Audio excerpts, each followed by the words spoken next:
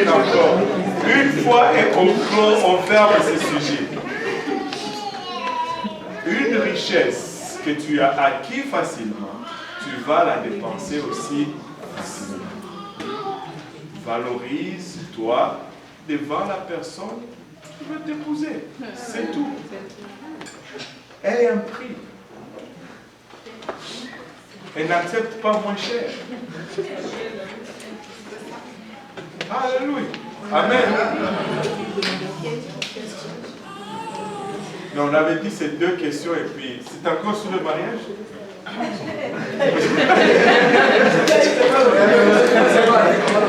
Ok, à la place de ta soeur. Exemple. On n'entend pas. Ok. On n'entend pas. Le nom est vraiment sérieux. Ouais. Et que le gars, lui, pense que c'est juste non comme ça. Éventuellement, il va se fatiguer parce que le nom est sérieux, il est vraiment sérieux.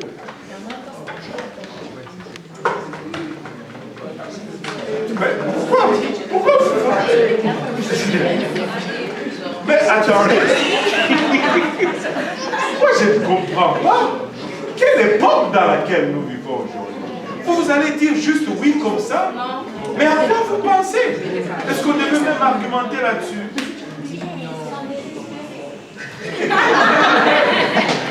À 16 ans.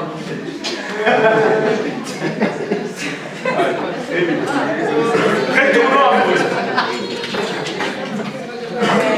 Moïse. Moïse, que tout le monde dise Moïse. On s'était. Bon, Moïse est envoyé finalement pour faire sortir le peuple de l'Égypte. Et l'Égypte est toujours regardée comme le type du monde. Et là, Dieu va commencer à établir beaucoup de typologies.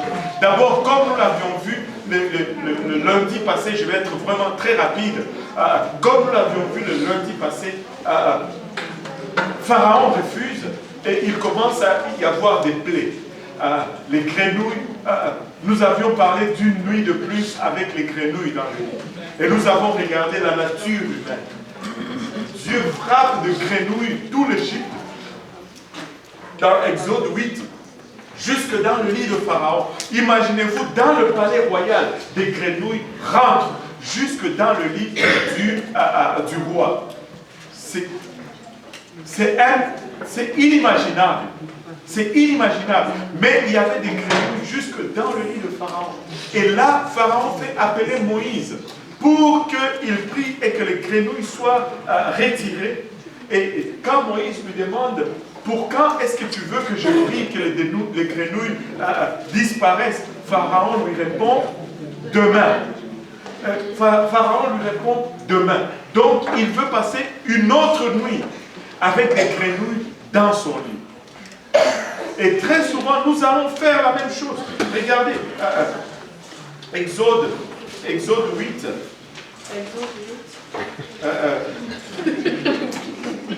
Verset 4. Pharaon appela Moïse et Aaron et dit, priez l'Éternel afin qu'il éloigne les grenouilles de moi et de mon peuple, et je laisserai aller le peuple pour qu'il offre des sacrifices à l'Éternel. Moïse dit à Pharaon, glorifie-toi sur moi, pour quand je prierai l'Éternel en ta faveur de tes serviteurs et de ton peuple, afin qu'il retire les grenouilles loin de toi et de tes maisons. Il n'en restera que dans le fleuve. Il répondit, pour demain. Il répondit, pour demain. Écoutez, s'il y a des grenouilles dans mon lit, moi je veux que ça sorte là. Pas demain. Passez une autre nuit avec des grenouilles. Vous savez, des fois, nous allons venir à la maison de Dieu avec des grenouilles. Et la parole de Dieu est prêchée. On nous demande quand est-ce que vous voulez vous débarrasser de vos grenouilles. Nous disons demain. Nous rentrons dans notre état de pécheur. Il y a de ces choses que Dieu veut que tu lâches. Mais tu es en train de remettre encore à demain. À demain. Tu regardes Pharaon, tu dis, oh, moi je n'aurais pas fait cela. Mais tu es en train de faire la même chose avec certains des aspects de ta vie. Demain. Ce que tu peux faire, fais-le aujourd'hui. plus une autre nuit avec des grenouilles dans ton lit. Amen. Amen. Débarrasse. Regarde ton voisin, dis-lui, débarrasse. Débarrasse. Débarrasse. Alléluia. Maintenant, finalement, quand on regarde toutes les plaies que plutôt Dieu utilise pour frapper les Égyptiens, ce ne sont pas des choses que Dieu prenait au hasard. C'était des divinités que les Égyptiens adoraient. Dieu était en train de lancer un message clair à l'Égypte. Il leur disait, ce que vous adorez ne sont pas de vrais dieux. Adorez-moi et je veux vous délivrer de ces choses. Mais les Égyptiens ont refusé et ils ont continué à adorer leurs choses. Et finalement, jusqu'à ce que la dernière plaie est tombée, le premier-né de tout l'Égypte devait être tué. Et Dieu donne des instructions à Israël pour échapper à cela. Allons dans Genèse 12.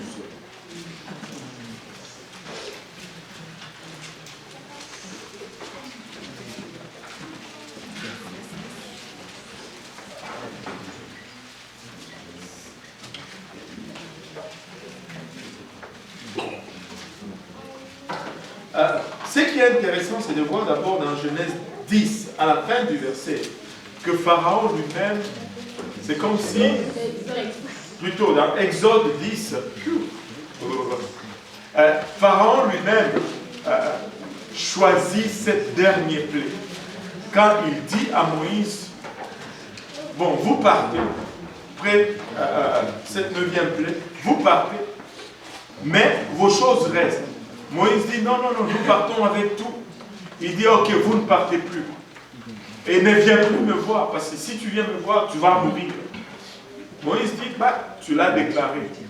Et la mort a été choisie comme 10e plaie pour l'Égypte. Mais Dieu commence à donner des instructions, ça devient très très important, parce que tout ce que Dieu fait n'est jamais au hasard. Ça devient l'image de ce que Dieu va venir faire par la suite avec nous. Regardez, Exode 12, à partir du premier verset. L'Éternel dit à Moïse et à Aaron dans le pays d'Égypte, ce mois-ci sera pour vous le premier mois des mois. Il sera pour vous le premier du mois de l'année. Wow. La première chose, il dit, ce mois-ci va être le premier mois. On était dans les calendriers, si je ne m'abuse, au 6e mois. Il dit, ça va être le premier mois. On recommence à compter. Vous savez, quand tu viens à Christ, tu deviens une nouvelle créature. Le jour que tu révèles le nom de Jésus-Christ dans les eaux du baptême, on commence à compter à partir de ce jour-là. Tout ce que tu as fait avant, on efface. Ça devient le premier jour de tous les restants de ta vie. Amen. Oh, que notre Dieu est bon.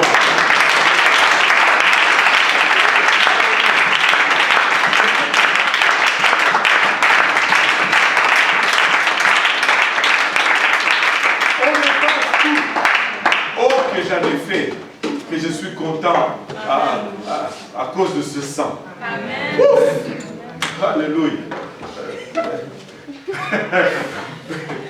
Viviane, tu ris de moi comme ça. Écoutez, quand la Bible dit que nous n'aurons point honte, parce que je vous dis qu'il y a de ces choses que j'ai fait, si on vous les montrait devant vous aujourd'hui, je vais avoir honte. Mais Jésus dit, sous le sang. Amen. Il y a des choses que vous avez faites, que si on les déclarait ici, vous allez avoir honte. Mais Jésus dit, sous le sang. Je rends grâce à Dieu à cause de ça.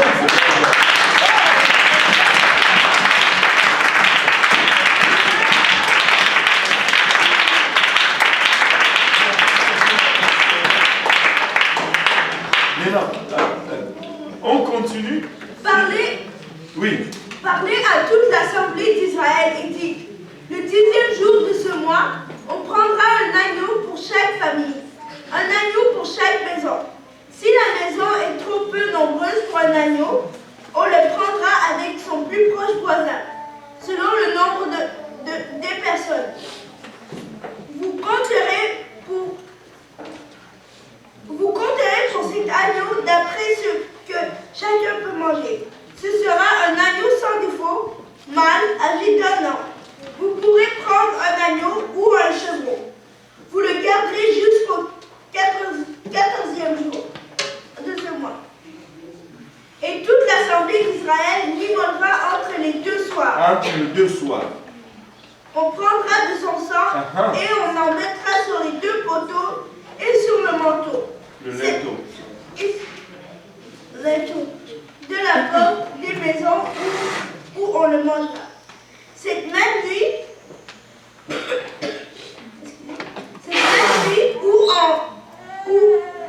On en mangera la chair. On en mangera la chair rôtie au feu. On la mangera avec des pains sans levain et des herbes amères. Vous ne mangerez point à demi-cuit et bouilli dans l'eau. Mais il sera rôti au feu avec la tête et les jambes à l'intérieur. Les jambes à l'intérieur.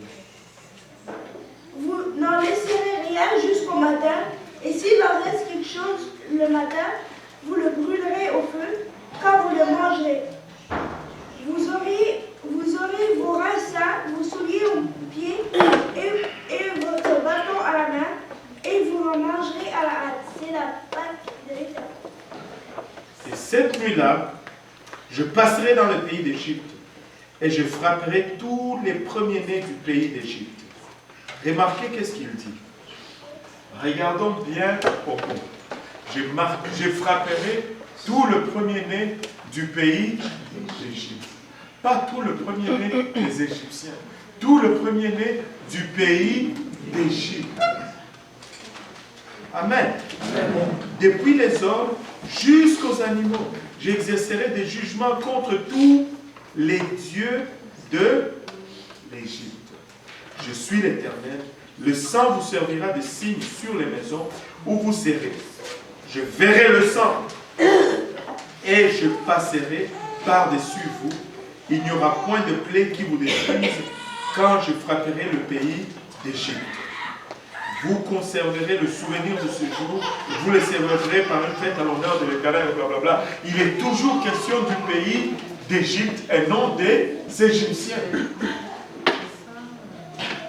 Dieu n'a pas fait de favoritisme.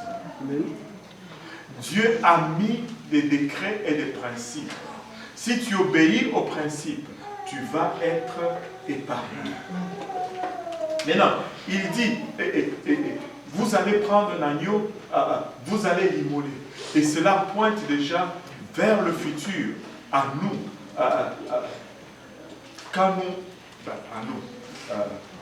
au Seigneur Jésus-Christ.